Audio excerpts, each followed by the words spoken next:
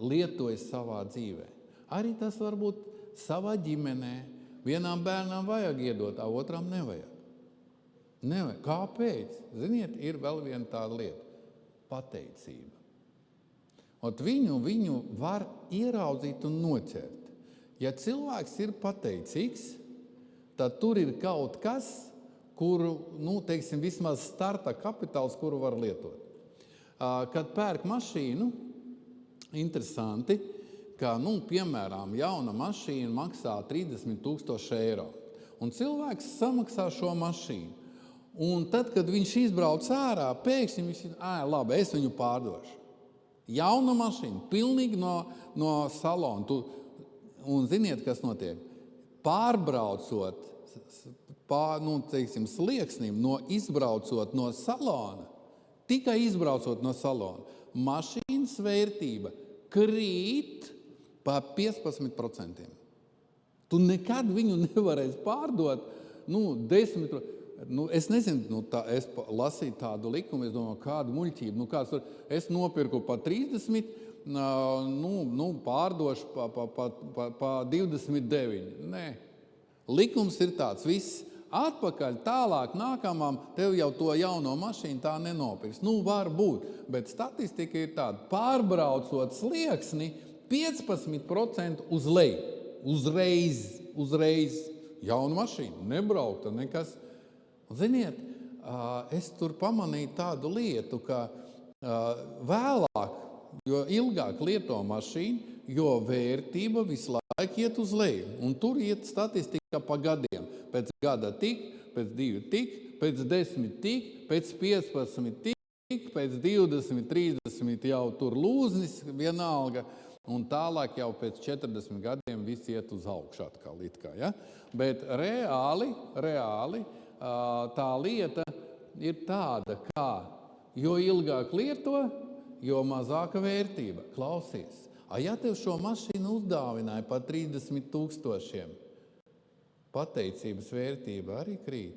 Kad izbrauc, visi labi, 15% uz leju. Es vairs neesmu tik pateicīgs. Pēc gada, vēl 10%, jau 25%, pēc 5 gadiem jau pusi maksā no manas pateicības, pēc 20 gadiem, par ko tur pateikties, ja? Tur jau vērtība ir kritusi, pateicības nav. Tā ir daudziem. Tad, kad mēs saņemam dāvanu, kaut kā mēs esam iekšēji noskaņoti par to pateicību runājot. Kas notiek ar cilvēku, kāpēc tā pateicības līd visu laiku uz leju kopā ar to vērtību? Tev taču jaunu uzdāvināja, un kas, kā jau 10 gadi pagāja, bet vai nevajag atcerēties, ka tā bija jauna mašīna? Ziniet, patiesībā tas ir ļoti garīgi un ļoti svarīgi.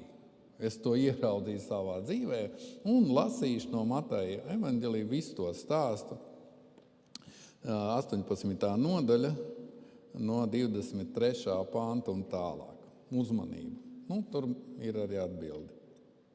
Debesu valstība ir līdzīga ķēniņam, kas ar saviem kalpiem gribēja norēķināties. Un kad viņš iesāka norēķinu, viņam pieveda parādnieku, kas tam bija parādā 10,000 talentu. Lai jūs saprastu, tas ir Latvijas, tas kā saucās, apgrozības produkts aptuveni. Tas ir, mūsu naudā tas varētu būt 15 miljārdi eiro. Tā, plus mīnus. 10,000 talentu. Bet, kad tas nespēja samaksāt, tad kungs pavēlēja to pārdot ar, tagad uzmanību, sievu, bērniem un visu, kas tam bija, un samaksāt. Tad kalps krita pie zemes un viņu gauži lūdza, sacīdams, cieties ar mani, es tev visu nomaksāšu. Tad kungam palika kalpā žēl. Tad tas ir pirmais caurums. Un viņš to palaida un parādu tam arī atlaida. Bet šis pats kalps izgājis ārā, sastapa vienu no saviem darba biedriem, kas tam bija 100 denāriju parādā. Viņš tos atvēra, žņaudza un sacīja: maksā, ko esi parādā. Tad viņa darba biedrs krita tam pie kājām, lūdzas un sacīja: cieties ar mani, es tev samaksāšu. Bet viņš negribēja un nogājis to iemeta cietumā, tiekams tas savu parādu samaksā. Kad nu viņa darba biedri to redzēja, tad tie ļoti noskuma, tie aizgāja un izstāstīja savam kungam visu, kas bija noticis. Tad viņa kungs to pasauc un tam sacīja: tu nekrietnais kalps, visu šo parādu es tev atlaidu, kad tu mani lūdz. Vai tad tev arī nebija apžēloties par savu darba biedru, kas ar tevi, kā es par tevi esmu apžēlojies? Un viņa kungs apskaitās un nodeva to mocītājiem, kamēr tas samaksā visu, ko viņš bija tam parādā. Un tā mans debesu tēvs jums darīs. Par ko iet runa? Ziniet, kas ir pateicība? Kas tas ir?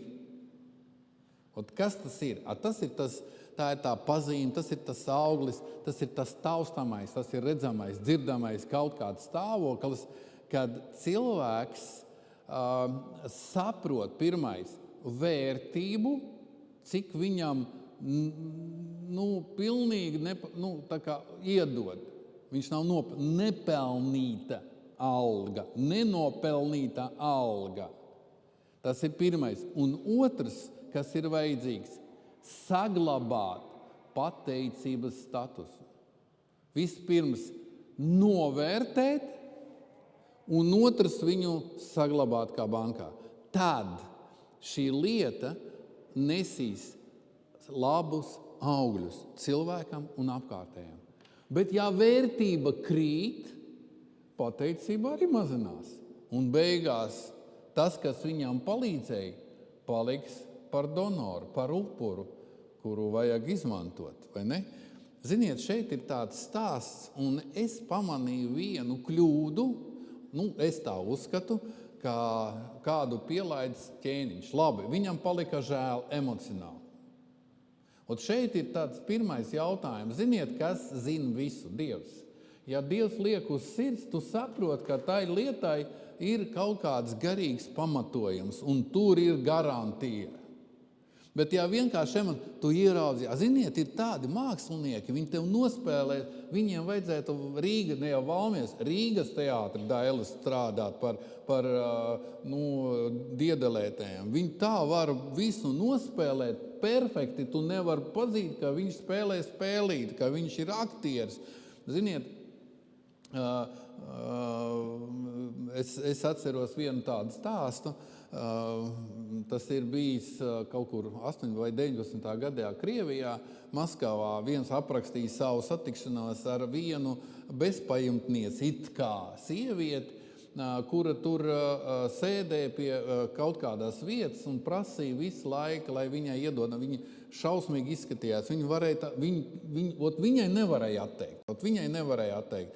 Un šis cilvēks viņu satika vienā parkā sēžot, un viņi tur skaitīja savu naudiņu. Un, kad viņš sāk ar to sievieti runāt, ziniet, tas ir Batugātas laiki. Krievijas impērija sabruka, karš, slimības vēl. Un viņš saka, nabaga tu sievieti, un tā viņa sāk ņirkt atklāti. Viņa saka, ja tu zinātu, cik man zelta, sudraba un dargli, kā es dzīvoju, viņa saka, es šodien zelta miljonāri. Viņam atklāti pateica, ka viņa nav trūcīga nemaz. Viņa ir aktrise. Viņa var nospēlēt lomu tā, ka tu nevar neiedot viņai. Ziniet, un viņš tur apraksta to situāciju, kā viņš bija pārsteigts. ka viņš satika šo nabagu sievieti jau skaitīdams naudu, bet viņa ir ļoti turīga un bagāta sieviete. Iedomājieties, šodien nekas nemainās. Ziniet, cilvēks prot pielāgoties, nospēlēt kaut kādu lomu, un ziniet, tas ir spiediens uz emocijām. Tāpēc, ja ir tāda situācija, vienalga kādā līmenī, vai tas ir mājās kaut kur, vai bērns tēlo, vai ziniet, viņam sāp, iedod viņam kaut ko, viņš jau neraud, viņam viņam sāpēja vai nesāpēja, vai ne? Viņš prot jau tēlot, viņš jau aktieris, ja? Un ir dažādas jomas, kur bērni prot tā nospēlēt lomu, it kā viņi ir galīgi nabadzīgi. Bet tas tā nav. Tas mūsu viens no, ne jau ienaidniekiem, bet caurums ir mūsu emocijās. Mums paliek žēl. Šeit nav aprakstīts tikai tā cilvēka ļaunums. Šeit var atrast, kur bija tām ķēniņam kļūda, kāpēc viņš tā izdarīja. Un, ziniet, tā ir tāda realitāte. Palika žēl. Un tad nabaks, viņam arī sieva, arī bērni un manta. Un tagad viss tā kā pa nulē. Interesanti, ka šiem cilvēkam bija darba biedri. Tas nozīmē, bija kopējais biznes. Un šie cilvēki arī bija turīgi. Darba biedri, tas nozīmē, viņiem bija kopējās darīšanās. Viņi zināja šo cilvēku labāk nekā ķēniņš. Labi, piedeva viņam parādu. Piedeva. Ziniet, kas tur neeksistē? Nebija pateicības uzreiz.